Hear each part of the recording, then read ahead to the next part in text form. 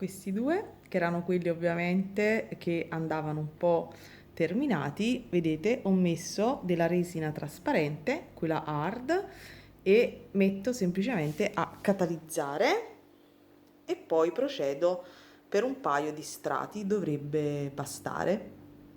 Allora, vediamo come andare a rifinire, diciamo, i nostri pendoli.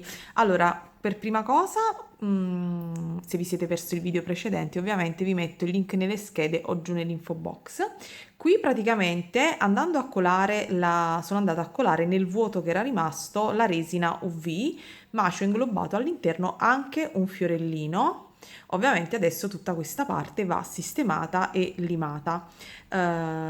Ovviamente potete usare o delle carte abrasive di varie grammatura oppure di grammature diverse, mano a mano sempre più sottile, e poi successivamente andare insomma a rifilare. Quindi come vedete io qui stavo già procedendo, ho questi mattoncini e stavo andando a grattare ovviamente l'eccesso, sposto questi. Quindi la prima operazione da fare è andare ovviamente a riempire, se ci si sono creati degli spazi vuoti, come per esempio in questo caso, andare a limare e poi a riempire il piccolo dislivello con la resina UV. Potreste anche andare con la resina bicomponente, ma ovviamente per i piccoli dettagli la resina UV con una lampada a 36 watt secondo me è l'ideale. Quindi io praticamente velocizzerò il video, ma vado semplicemente a fare un'operazione di livellamento di tutte le faccette. Vedete che anche qui per esempio c'è un po' di è sbordata la resina, e quindi io faccio questo movimento per andare ad appiattire tutta questa faccia. Poi ovviamente o con la resina ed un pennello vado a ripassare su tutta la zona, oppure vado a rifare tutto quanto il mio ciondolo. Ovviamente dipende sempre dal dislivello che dovete andare a grattare, perché potreste anche usare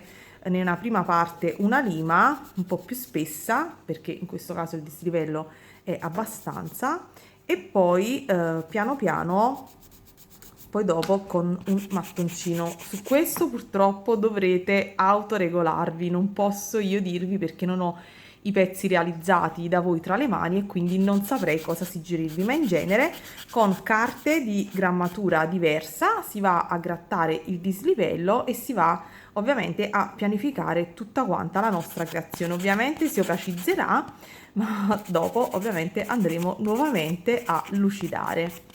Quindi procedo in questo modo. Per quelli invece come questa tipologia, che sono insomma non hanno nessun dislivello tranne la parte del foro da cui insomma abbiamo colato la resina, basterà semplicemente grattare solo questa faccia, prendere il pezzo tra le mani ed utilizzare una lima da nail art, e poi pian piano uno di questi mattoncini oppure della carta abrasiva. Semplicemente andremo a grattare fino a pareggiare la nostra ovviamente parte. Quindi questo decisamente è più semplice, quindi andate a grattare e poi andrete a lucidare il tutto. Mi raccomando, mettete la mascherina perché le polvere di resina insomma non è il massimo. Io non utilizzo i guanti perché fa caldissimo, ma sarebbe il caso anche di utilizzare dei guanti, quindi mi raccomando. Quindi procedete così e pareggiate. Idem ovviamente per tutti quanti gli altri. Poi passeremo a lucidare e vedremo poi il risultato finito. Ovviamente dove c'è una sporgenza un pochino più rilevante possiamo anche andare direttamente con delle tronchesine a tagliare una prima parte più sporgente e poi successivamente sempre con lime e carte abrasive sempre più sottili. Quindi io procedo e faccio questa operazione per tutti quanti i miei pendoli. Voi fate lo stesso con i vostri, se ovviamente li avete realizzati, altrimenti tenete questo video da parte come un video consigli e dritte che vi potrebbe essere utile in un futuro, perché anche se non doveste realizzare questi pendoli, ma una qualsiasi creazione vi dovreste trovare con un difetto, una sporgenza e non sapete come risolverlo, in questo modo è comunque un suggerimento.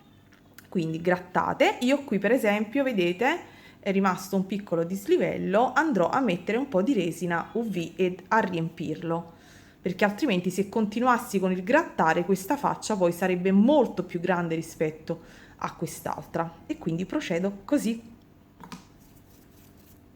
tra riempire dove c'è il vuoto e livellare dove invece ci sono le sporgenze. Dobbiamo rendere tutti questi ciondoli uniformi, quindi procedete in questo modo. Io proseguo con tutti, poi vi mostrerò ovviamente il prima e il dopo le varie lavorazioni di sistemazione che andrò ad effettuare. Ci vediamo tra un po', per voi saranno pochi minuti, per me per sistemare tutto ci vorrà almeno un'oretta. Ciao, a dopo! E visto che non l'ho ancora testata, proviamo a questo punto anche i prodotti, la lacca acrilica trasparente, vedete, Top Finish, questa è della Resin Pro. Abbiamo utilizzato i pigmenti, abbiamo utilizzato la resina, a questo punto proviamo anche la lacca di finitura e vediamo cosa ne viene fuori. Si utilizza, presuppongo, come un semplice smalto. Vedete? È un barattolino ed è già dotata di pennello. A vista, guardandola, la consistenza mi sembra quella della vernice acrilica triple gloss che io ho utilizzato per altre creazioni. Quindi vado in questo modo e vado a spennellare. E vedete che ovviamente la parte che era opaca è diventata lucida. Adesso lascerò asciugare e vediamo poi ovviamente il risultato finito. Secondo me può essere adatta per questi piccoli ritocchi, poi per le cose più in grande non saprei. Sicuramente non è più opaco ed è lucido, quindi metto da parte e faccio asciugare e procedo con gli altri.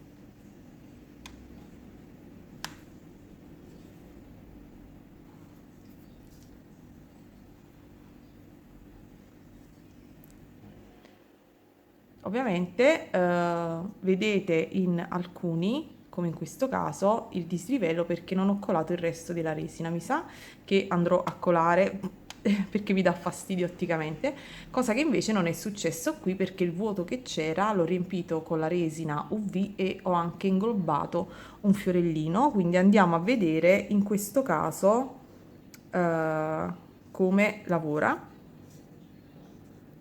Quindi vado sempre con il pennellino pulito, non troppo pieno di prodotto, perché non voglio che comunque coli, non deve colare, come quando uno mette lo smalto, se poi si esagera cola dappertutto. E invece insomma io voglio che la creazione sia lucida, ma ovviamente non ci devono essere gocciolamenti. Preferisco passare 2 volte con il prodotto, casomai una volta asciugato, perché non so in quanto tempo asciughi sinceramente, ignoro questa cosa, però sicuramente vedete che rispetto a prima non è più opaco ma è lucido. Ovviamente se le creazioni vengono lucide e si fa il possibile per fare le cose fatte bene già da principio, ovviamente è sempre meglio. Questo è poco ma sicuro, però mi dispiaceva non recuperare questo pendolo perché mi piace, alla fine lo trovo carino e quindi ovviamente lo terrò per me, perché poi dovrò farne altri e ovviamente valutare tutti i dettagli. Ovviamente si fanno le creazioni proprio per capire come ottimizzare i risultati. Metto anche questo ad asciugare e vado a prendere questo che vi ricordate era quello con l'Angelina Film, quindi vado a lucidare anche quest'altro. Vedete, ora è opaco. Una volta che passo la vernice acrilica, ovviamente diventa lucido. Per quanto invece poi riguarda la lucentezza, la lucidità, quello molto dipende dagli stampi, e dipende poi da come avete grattato. Quindi vedete che girandolo otticamente non si riesce neanche a percepire qual è il lato che ho verniciato e quale no, quindi vuol dire che il suo lavoro comunque questa finitura acrilica lo fa. Adesso vado a riporre anche questo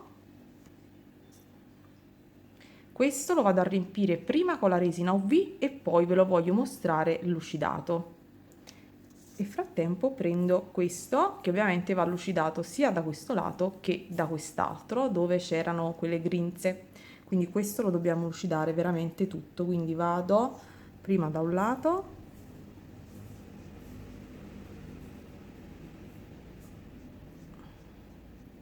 cerco di essere abbastanza veloce e delicata per non creare troppe rigature. Quindi qui c'era una bollicina.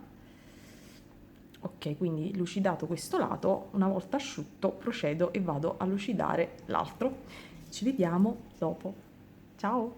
Ovviamente nulla toglie che la stessa operazione di lucidatura e livellamento possiate farlo con l'UV Resin Hard. Insomma, potete fare come meglio preferite e come meglio volete.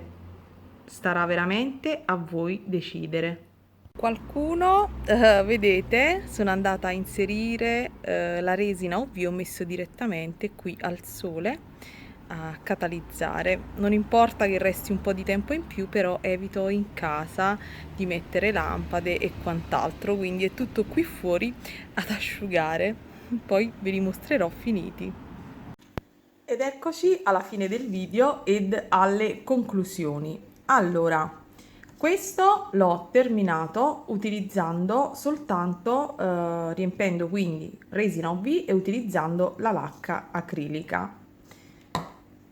Ovviamente il risultato non è perfetto, ma è mio, quindi lo terrò sicuramente, mi piace e cercherò di ottimizzare la prossima volta nel colare la resina e nel posizionamento dei fiori.